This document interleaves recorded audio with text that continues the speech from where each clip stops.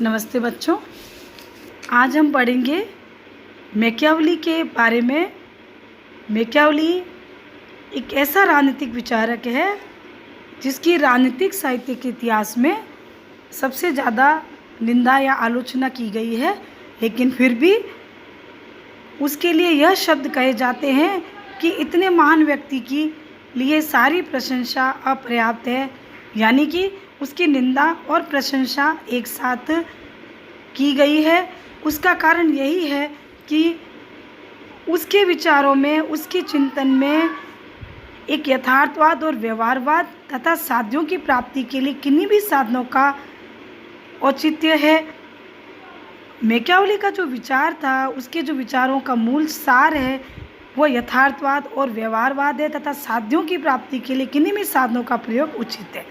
Machiavelli राजनीतिक चिंतन के इतिहास में एक व्यवहारवादी विचारक माना जाता है, एक यथार्थवादी विचारक माना जाता है। इसीलिए आधुनिक राजनीतिक चिंतन के इतिहास की शुरुआती मैकियावेली के विचारों से मानी जाती है, या फिर मैकियावेली को आधुनिक राजनीतिक विचारों का जनक या आधुनिक राजनीतिक चिंतन के इतिहास का एक प्रथम विचारक माना जाता है, जिसने कि राजनीतिक विज्ञान में वास्तविक, व्यवहारिक और यथार्थवादी अध्ययन को महत्व दिया। तो इस प्रकार मैकियावेली एक ऐसा राजनीतिक विचारक है जिसके विचारों को आधुनिक, व्यवहारिक और यथार्थवादी माना जाता है। तो हम मैकियावेली के बारे में पढ़ेंगे। मैकियावेली के क्या विचार है, उसके प्रमुख विचारों में बच्चों अक्सर जो आपके एग्ज़ाम में आते हैं क्वेश्चंस कि मैकियावेली पर उसके अपने युग का बहुत अधिक प्रभाव पड़ा है। तो किस प्रकार मैकियावेली अपने युग की परिस्थितियों से प्रभावित हुआ, यानी कि प्रतिभाशाली मैकियावेली जो है वो अपने युग का शिशु माना जाता है या पुनर्जागरण का शिशु माना जाता है, या उस पर वह प्रभाव है। तो यहाँ पर हम उसके इससे संबंधित विचार पढ़ेंगे कि किस प्रकार उसके युग की परिस्थितियों का उस पर प्रभाव पड़ा। मैकियावेली के द प्रिंस यानी शासक से संबंधित विचार पढ़ेंगे। मैकियावेली के नैतिकता और धर्म से संबंधित जो विचार है, क्योंकि उसने राजनीति में धर्म और नैतिकता को राजनीति से पृथक किया और राजनीति को उसने श्रेष्ठ स्थान प्रदान किया, उसके ऊपर स्थान प्रदान किया। तो इस प्रकार के मैकियावेली के जो विचार है वो बहुत महत्वपूर्ण है। तो यहाँ पर हम थोड़ा सा बच्चों मैकियावेली का संक्षिप्त पढ़ेंगे परिचय कि मैकियावेली जो है वो इटली का था, और एक उसकी वर्तमान में जो राजनीति में जो विचार अपनाए जाते हैं उसको अक्सर मैकियावेलीवाद के नाम से जाना जाता है, क्योंकि व्यवहारिक राजनीति में देखा जाए तो अधिकतर शासक या जो भी है विचारक वो उसका अनुसरण करते हैं। हालांकि उसकी निंदा भी की जाती है, लेकिन आगे आने वाले समय में जो भी बड़े बड़े शासक हुए, जैसे गैरिबाल्डी, कैबूर वगैरह, हिटलर, तो जो इटली के जिन्होंने एकीकरण किया, इटली का एकीकरण करने वाले जो विद्वान थे, क्योंकि मैकियावेली भी इटली का एक नागरिक था, विचारक था, तो लेकिन आज भी राष्ट्रीय नेता उसकी नीतियों सिद्धांतों का समर्थन करते हैं जिसकी उन्होंने कभी निंदा की थी, क्योंकि मैकियावेली के विचारों का जो आधार है वो उसकी व्यवहारिकता है, उसकी यथार्थवादिता है। तो मैकियावेली जो है वो फ्लोरेंस का था, इटली के फ्लोरेंस नगर का था। तो मैकियावेली ने एक जो उसके विचार थे वो उसने अपने समय, जो उस समय उसका जो फ्लोरेंस नगर था उसकी परिस्थितियों का उस पर प्रभाव पड़ा। तो मैकियावेली ने उस समय मेडिसी के रूप षड्यंत्र का जो एक हुआ था, एक कांड हुआ था, उसमें मैकियावेली को दोषी माना गया था। तो मैकियावेली ने उस आधार पे देखा कि किस प्रकार उसने कहा कि एक निरंकुश राजतंत्र ही श्रेष्ठ शासन व्यवस्था होती है। उसी के आधार पे उसने अपने राजनीतिक विचारों का प्रतिपादन किया।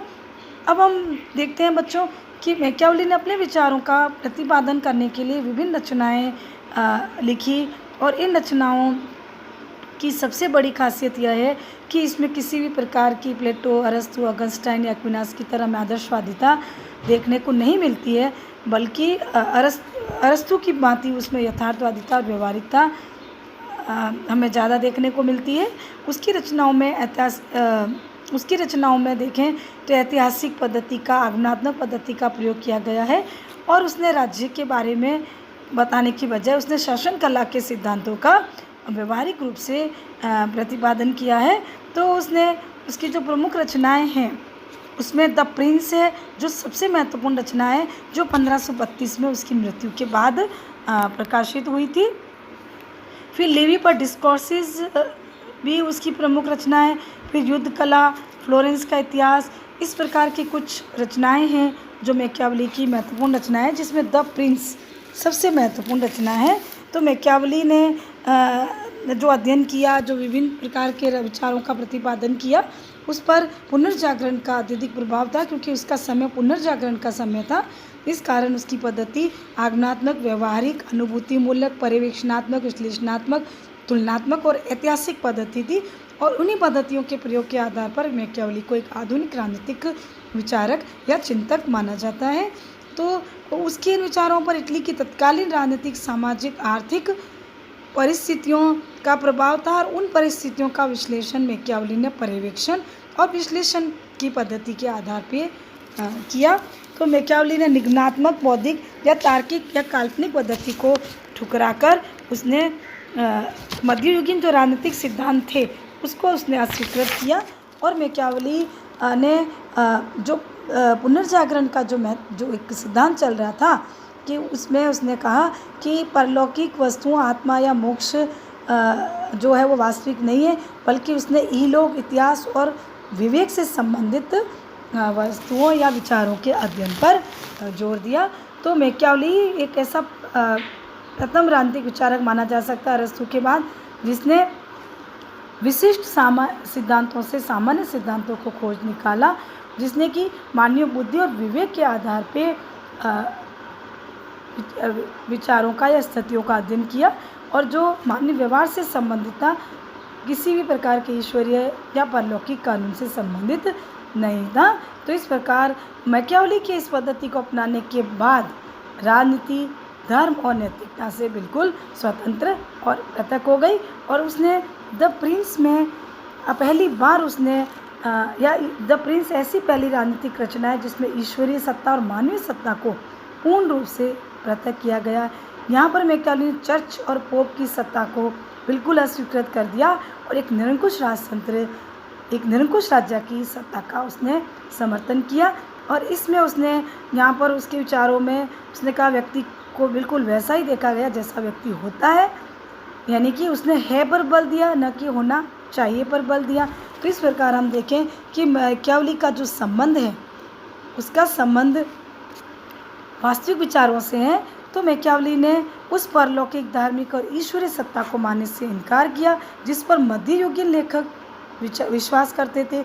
मैकियावेली ने निगमनात्मक पद्धति, परंपरागत विश्वासों, देवीय कानूनों, चर्च, पोप की मान्यताओं को अस्वीकार कर दिया और मानव के पारस्परिक संबंधों और उसकी बुद्धि और विवेक को महत्व दिया, अर्थात कि मनुष्य अपने भाग्य का निर्माता स्वयं है, उसमें ईश्वर का कोई हाथ नहीं है। तो इस प्रकार मैकियावेली जो है वह पुनर्जागरण का शिशु कहलाता है और अब आधुनिक युग का अग्रदूत कहलाता है।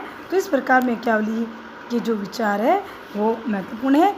अब उसके विचारों में सबसे महत्वपूर्ण विचार है कि प्रतिभाशाली मैकियावेली अपने युग का या पुनर्जागरण का शिशु था। इस प्रकार का क्वेश्चन इस प्रकार का आता है एग्ज़ाम में। तो मैकियावेली का जो युग कौन सा है, उसके युग का उस पर क्या प्रभाव पड़ा, यह हम पढ़ेंगे, क्योंकि हर एक दार्शनिक या हर एक राजनीतिक चिंतक जो है अपने युग का शिशु माना जाता है, क्योंकि उसके चिंतन पर उसकी समकालीन परिस्थितियों का, उस समय की घटनाओं का, उस समय के विचारों का प्रभाव पड़ता है और ये स्वाभाविक भी है। प्लेटो और अरस्तु भी तत्कालीन यूनान की परिस्थितियों, प्रथाओं और रिवाजों से प्रभावित है। तो लेकिन फिर भी राजनीतिक विचारों के इतिहास में अगर हम देखें तो मैकियावेली को ही अपने युग का शिशु कहा जाता है। तो इस कारण मैकियावेली को अपने युग का एक ऐसा व्यक्ति या ऐसा राजनीतिक चिंतक कहा जाता है जिसने समकालीन परिस्थितियों का, उस समय की इटली की समकालीन परिस्थितियों का बिल्कुल सही और यथार्थ विश्लेषण किया और राजनीतिक और सामाजिक दोषों को उसने उस समय देखा, आंका और पहचाना और अपनी रचनाओं में उन समस्याओं के समाधान मैकियावेली ने प्रस्तुत किए, जिस कारण उसको अपने युग का शिशु कहा जाता है कि उसने उस दिशा को पहचाना जिस और संपूर्ण यूरोप का राजनीतिक विकास हो रहा था। उसी आधार पे उसने इटली के लिए एक निरंकुश राजतंत्र का समर्थन किया।